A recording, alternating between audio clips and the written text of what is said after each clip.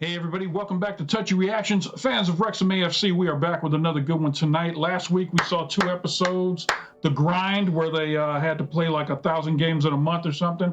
And nine games. Yeah, 9 games, 1,000, same thing.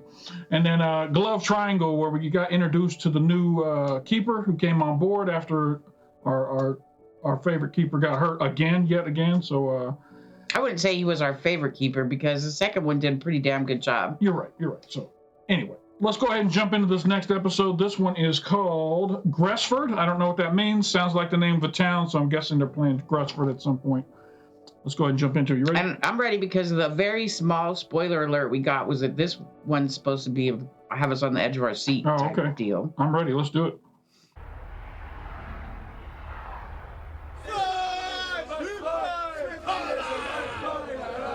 Well, on, boys, relishing playing at home. Okay, we spoke about yesterday about it being a special day for the club, okay, and how we pay tribute to that is by putting in a really good performance. The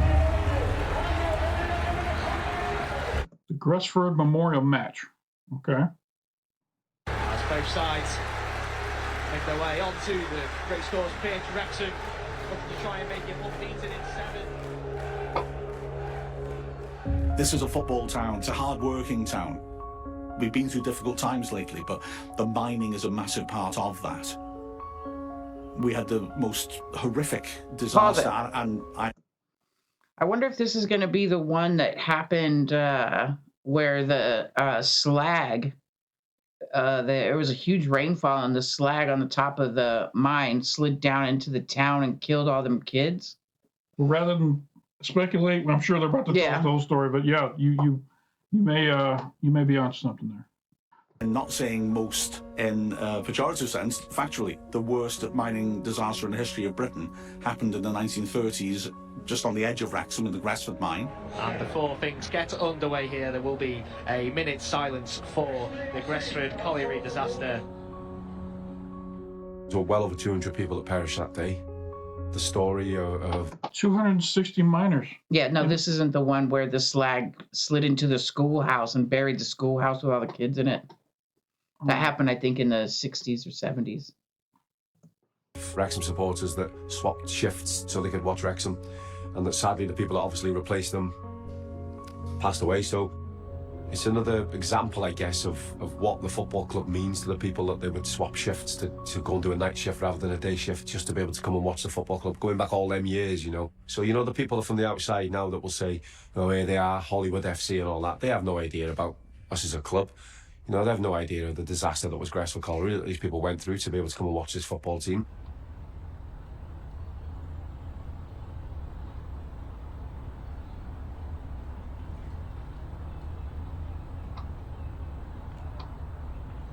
A disaster like that in a town of that size can literally kind of be the starting gun for a slow demise to oblivion. What was his title?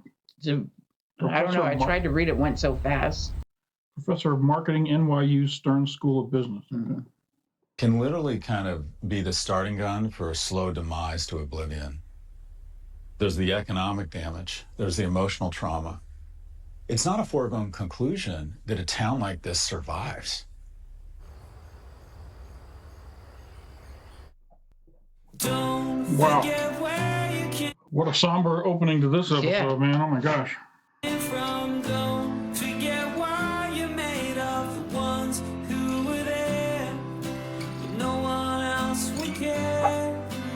Don't be afraid to cry now, even when the world comes crashing in. Don't forget to sing when you win.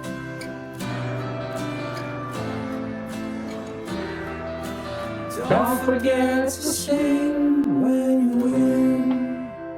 We've mentioned it before. We have a grandfather who grew up in Wales, and he was a coal miner before he went into the Navy. There's a very good chance we have relatives that may have been part of this tragedy back in the day. We have no clue. Well, I have a little bit of a clue because I asked Mom what town he was from, and Wrexham is northern, and Granddad's from southern Wales. Okay, so maybe not so much. No, but I'm like I said, I know about that one that killed all the kids. That Was that in Britain as well? it was in Wales. Oh, okay.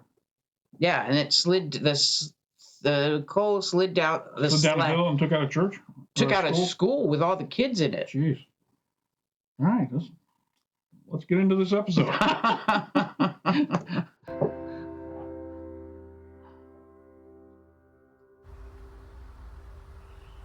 Well, I've been before. I don't know if you remember the talk we did. It's about the coal mining industry in Wrexham, but Gresford colliery in particular. Have we got any Wrexham supporters? Wow, that's brilliant. Anybody got the shirt? What's the numbers on the back? When the disaster happened in 1934. So it's a real big remembrance of what went on. My name is Alan Jones, this is my wife Margaret. I'm chair of the Friends of the Gresford Disaster Memorial, and Margaret is the secretary, sweeper up, pot washer and everything else associated. Now that's a picture of the shaft when it was being dug. Can you imagine? It's nearly half a mile deep with tunnels running under this area. Very close connection to the school. Now we'll come to September the 21st, 1934. If they'd have obeyed the new legislation, every coalface would have had fresh air. But because of the old legislation, the same air was going round every piece of the colliery, picking up dust, picking up gas. And then eventually, a spark or a flame ignited the gas. A terrific blast awoke the sleeping town of Wrexham. Explosion and fire at Gresford was the dread message. We first thought it was a compressed air that had bursted, you see, a pipe bursted, you see. So we decided to go up to the ladder. Every indication that there'd been an explosion, but nobody was coming for us at all. We heard a man groaning, someone groaning. We decided to try if we could get him, and I could feel his legs and tried to revive him, but he died. Roof falls, and I don't know what happened to me. I conked out either, and I never remember anything until I got into the ambulance room. While at the pit head, groups of miners, their wives and children, are waiting and fearing the worst. Men from the surrounding pits ceased work and rushed to help in the task of rescue. Already 3 of these heroic men have lost their lives, and as they fall overcome by the dread gas, others are waiting undaunted to take their places. The 22nd, people waiting for news. All them people looking for their family, their dads, their uncles, their sons. Men arriving, desperate to help wherever they could, to do what they could on land or underground. At one time there were over 200 men underground fighting the fires and trying to hold the roof up, but it was impossible. What happened to the children's fathers who died? There were 261 left without a dad. And how old were you when your father passed away? 3-year-old. My father's name was William Crump. He was 38 when he was killed in the disaster. But I used to peek through the window because you'd hear him going up the street in their clogs. I remember Mum, she used to scream, just shouting, because she was in so much pain. They decided to brick that part off. And my youngest brother, he went to work down the mine, and he said, I wanted to knock that wall down. Because somebody had said that the bodies could be recovered. So they weren't able to get everybody. They I guess not. At some point they had to just partition off that section, and they probably continued to mine in a different direction or something. I was noticing these towers here with the big wheels on top. Mm-hmm. I've actually worked underground in my job back in Nevada, and they had a huge elevator house that was really the only thing above ground. Everything else was underground. This is either an elevator house or a hoist, a giant hoist that helps pull stuff up out of the ground, but it looks like there might be a box under it, like an elevator. Makes sense. No need for them to be down there. They could have brought them out. They wanted them to have a burial, Mum, didn't they? And yeah, but that didn't happen. They should have tried a bit harder that they can get them out, you know. They were probably scared that the same thing was going to happen Well, to it them. said that people were going in and getting killed, and then there'd be people just waiting to take their place to go in and try to rescue them. Yeah, I think at some point the rescuers were too afraid to go. And it was probably too dangerous. Yeah, they were afraid the same thing was going to happen to them, and eventually they just said, no, there's, it's not worth killing more people to pull out bodies. I don't know. Obviously, we weren't there. We don't know the history. Why couldn't we have Dad out? The history is very significant in terms of the football, because I think it's got to be important that there were so many mining communities around Wrexham that Wrexham took to football almost before anywhere else. That's why you have that 1864 on the badge. That's very, very early on in the history of football, because you've got guys who are working underground, the hardest jobs, the worst jobs, looking for some form of recreation when they get back above the surface. They like a pint, plenty of pubs around, but they want to do something as well. And football took off massively in this part of the world. Legend has it that many years ago, whenever a first-class football club in the North or Midlands wanted a player, the club manager just went to the nearest coal mine and shouted down the pitch shaft. Hi. Oh, hi. How are you? Rob McElhenney. This is my father, Bob. Well, hello. Hey, Big Al. Big Al. Rob and Bob McElhenney. They're probably both Robert. Have we met his dad yet? No, this is the first time. Yeah, they got that. So here we are. You've got mining connections. We do. Is that on your dad's side? Yes, it is. My would be your great-grandfather was a miner in... My great-grandfather was. Yeah. Yeah. Right. First they started off in Donegal, right? And then they came over to Milford, Glasgow. Yeah. After the First World War, industry was left in this country was just left to go. The shipyards were struggling, the steel industry was struggling. It was vital for Wrexham that the coal industry kept going. It employed the vast majority, or involved the vast majority of the town. Coal mining is what put the Great into Great Britain. The coal that was raised drove the ships, it drove the railways. It was the only real employment in the area, and people were desperate for work. The great arbitrage of the 20th century that fueled the economy globally. I want to say when we lived in England the last time, from 82 to 86, but there was a huge coal miners' strike because they were trying to ease coal out. Okay. Don't you remember that when Margaret Thatcher was in office, that it was a huge nowadays the people are always talking about getting away from coal. UK miners' strike. The miners' strike of 84 to 85 was a major industrial action with the British coal industry in an attempt to prevent colliery closures. Okay. And that was while we were living over there, right? Yeah, 84 to 85. Okay. Thatcher shutting them down. Yeah. And it had a huge impact on the economy. I bet. Especially you can hear through this documentary here how important coal is. Yeah.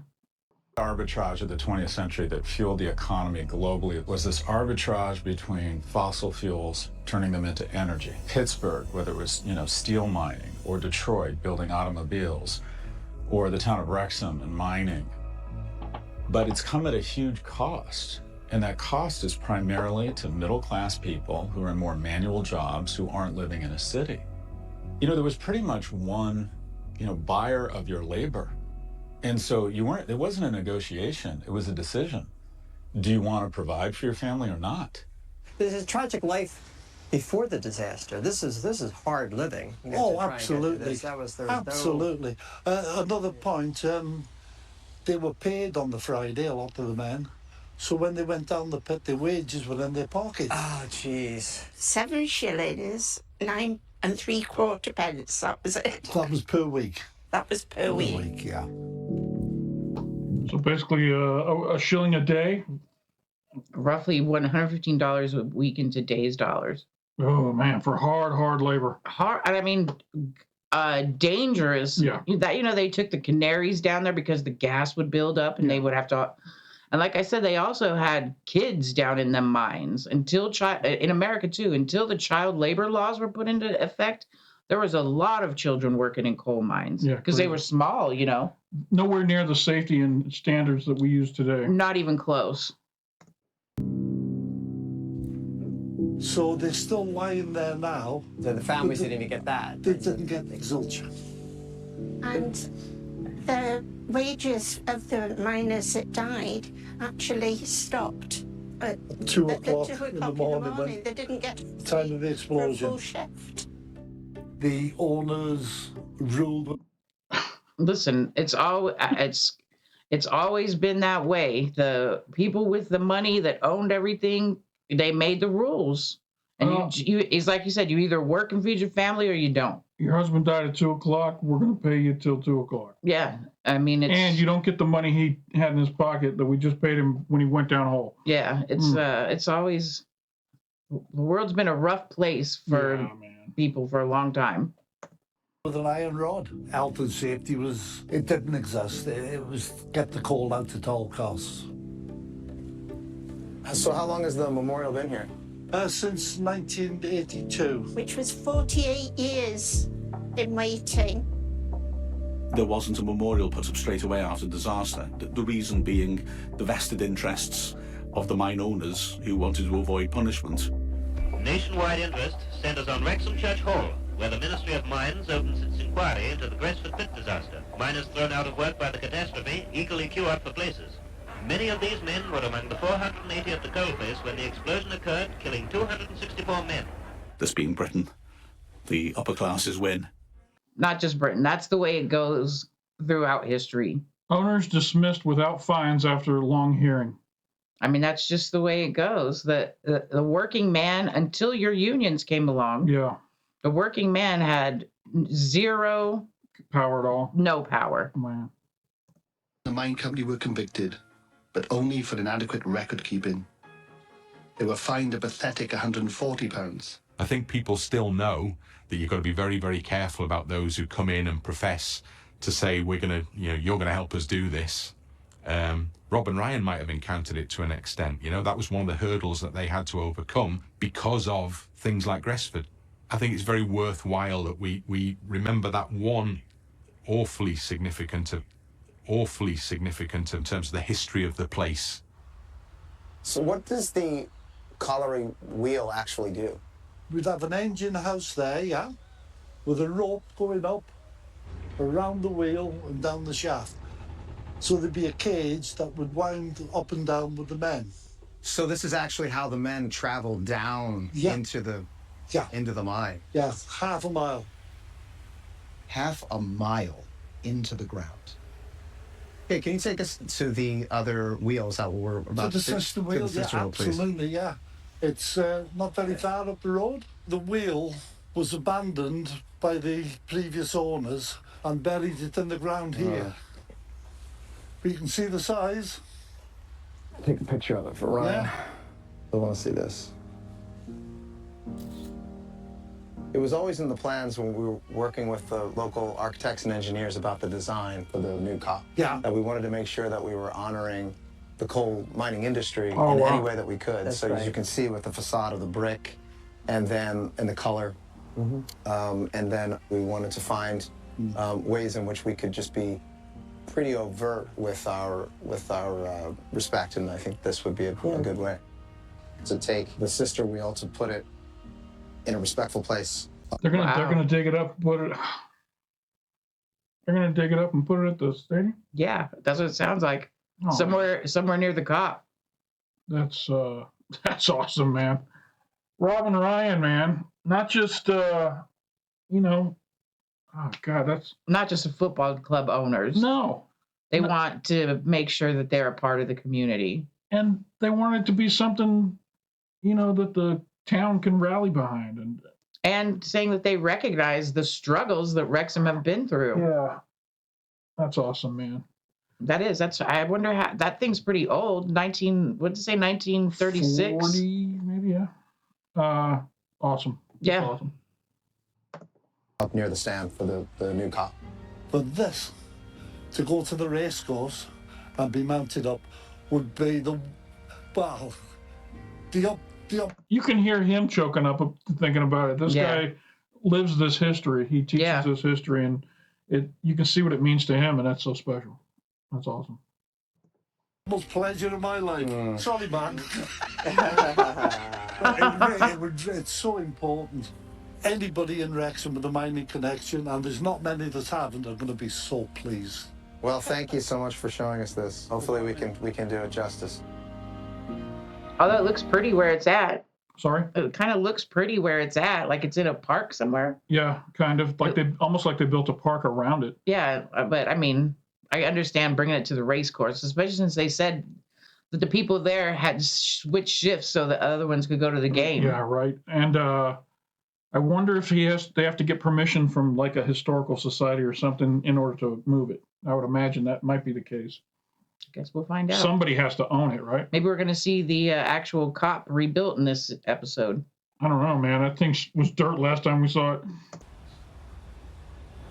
What were you saying when we got in the car? Yeah, so we're getting in the car, and I'm just thinking, actually, if you hit that button here, it'll close that so it's not so loud, right? Window open now? It's not too bad for sound. It's just for fogging the lens. Yeah. We're running sound, though, still? So, is picture running? Okay, great. So, this is so great that we're dealing with fog issues on the lens. Right. Because it's indicative of how ridiculous modern life is compared to the way it used to be. You know, those guys would have to go to work in these same conditions, and they wouldn't have to worry about defogging a lens to shoot their bullshit Hollywood documentary. They'd be going a half a mile into the ground. Right, just gobbling them up. I was struck by the fact that they were going down like that, and I thought to myself how unfortunate that I never had a chance to talk to my dad about going down into those ships, those cargo ships. As a longshoreman, that's what they did, right? Back in those earlier days, they would have literally go down into the bows of these ships and get all this stuff out of there. And I never took that into consideration as a kid. I just figured, well, he went to work, brought his check home, and we went off to school. But the symbolism of the wheel, I just hope that it's just a symbol of what people were. That these are the people whose shoulders that we're standing on. It's just a reminder that everybody can find a connection to what that means in their community or in their life. My father was talking about Vietnam, and he was saying how everybody knew somebody who was killed in Vietnam, certainly in our community. There's something quite unifying about that, even though one is a vocation, one is war. It was a very specific kind of person that was killed in that war, and it was a very specific kind of person that was killed in that mine. And I think almost everybody across the world can identify with people like that. The people were waiting there, raising their family, and now all of a sudden, your husband's not coming home. All hope abandoned for over 100 entombed miners. Inferno sealed. Hopeless battle of rescuers. Trapped in a pit of fire. Two heroes who gave their lives for comrade. But see, here's the world, even back then. Look at this story. Yachts in spanking race. Not in a spanking race. Well, we've raced our yachts. And it's right next to this story. And yet they go on, right? Life goes on. No other choice. Nope. Nope.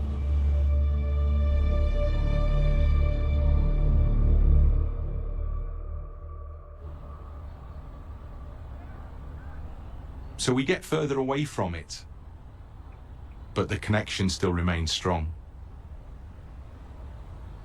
But the football club took that up, and it's largely driven in many ways by the football club that this.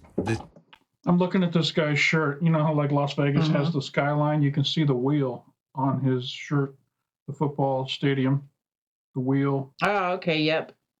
So it's one of those landmarks in town kind of thing. That's a cool shirt. It's Always Sunny in Wrexham. That's the song that Bring on the Deadpool and Rob McElhenney. The name of that song is It's Always Sunny in Wrexham. Oh, okay. This has become a big part of what's happened in Wrexham's recent history, to be honest. And the football club should take credit, I think, for reminding people about what's gone on in this community beyond the football club. And if they wonder why people have fought so hard for their football club, then perhaps these kinds of things are the reason for that. There's a folk song about 40 years old and written in Welsh that was written originally as a political song referring to our relationship with England, but it's been adopted by the football fans in some Welsh towns, including here in Wrexham. It has a lot of resonance for us because of what we've been through, like the Gresford disaster. It's called Yma o Hyd, which translates as "We're still here." Because we are. There's pride in it, and even though the mines were shut down in the 80s, I don't think you change from your character that quickly.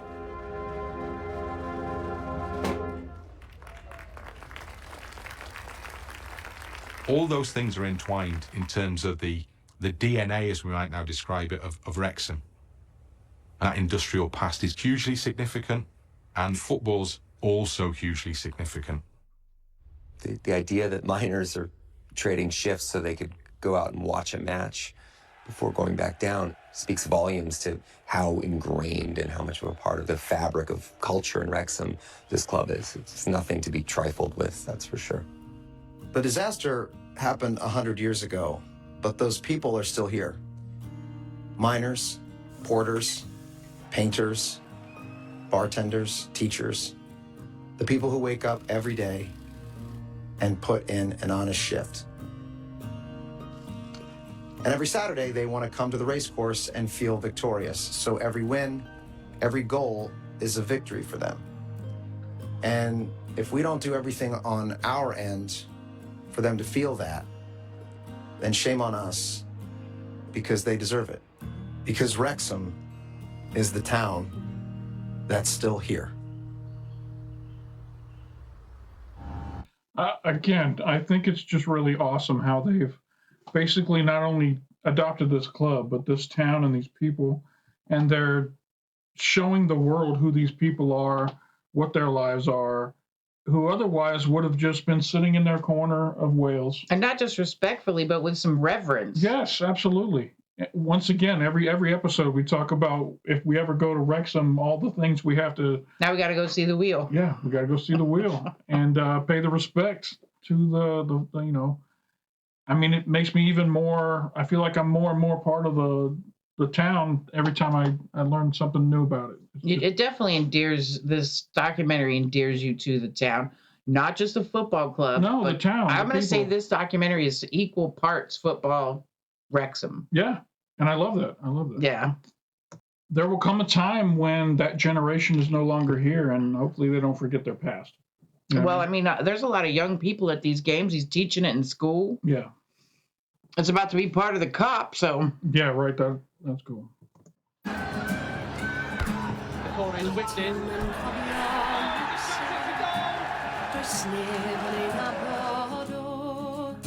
Mae 1600 o flynyddoedd yn amser I hir i'r bod Hanlaeth Magnus Maximus O'Derry Hanna flwyddyn 300. Sorry, we just gotta take a second. We gotta appreciate the happiness of these ladies watching this match. Oh yeah. Mae 1600 o flynyddoedd yn amser I hir i'r bod Hanlaeth Magnus Maximus O'Derry Hanna flwyddyn 303 Han gadael ein genedl galan. Nice, come on, Wrexham. 4. Is Lee cutting back now there? 5. Is this all the same match? Yeah. Are they scoring 5 on this poor team? Yeah. Oh my goodness. Oh, look at Smilly. Yeah, that was a good pause. 108 yards in 4.5 days. God, look how dirty they are. Ugh. Can't imagine working a job like that. And I can't stop the line from Coal Miner's Daughter where he goes, I got a lung full of coal dust. Where the dad said, you probably don't know. No. Because remember, Loretta Lynn's dad was a coal miner, and he's talking to me. He's like, Loretta, I got lungs full of coal dust, and he ends up dying from probably whatever it was. Black lung, yeah, probably. Yeah, black lung is what they called it. Yeah.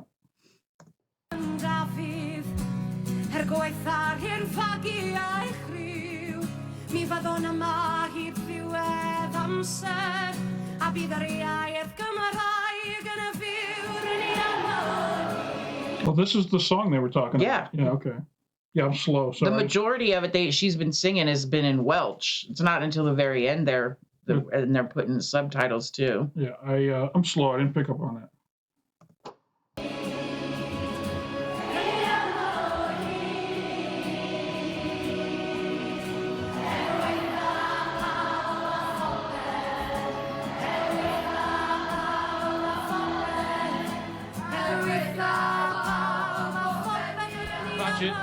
Early ball towards Dalby. Run past him. 6?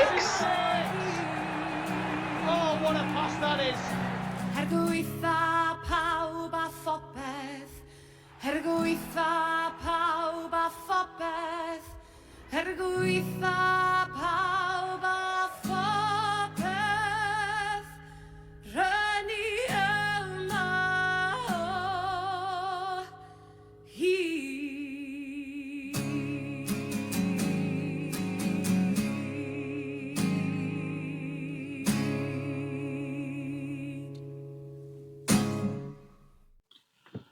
All right. Wow, not at all what I expected. I mean, the last 2 episodes before this were so much football and so much concentrating on the end of the season and the keeper situation. And all That's that. what I was anticipating is a slug out match to the finish, but I guess. But to be honest, it was nice to pause for a second and just get this little piece of history.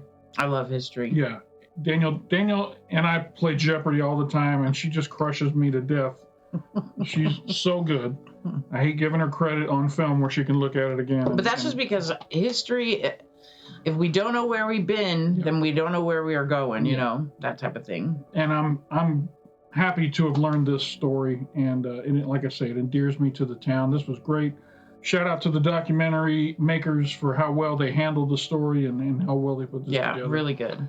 All right, this was a somber reaction for us today. It actually made me tear up there at one point. And when they were talking about the wheel, moving the wheel. The wheel, that was pretty awesome that they're going to be doing that. So I hope you guys enjoyed this reaction. If you did, hit the like button down below. It doesn't cost you anything, makes us feel good, lets us know you like this type of content. Come on over and subscribe to the channel. We're going to be doing this whole ride for the Wrexham Season 2. And, you know, if there's a Season 3, it's all going to depend on how many people we got to watch the Season 2. So come on over and subscribe. Let us know you like this type of content, and we'll see where it goes.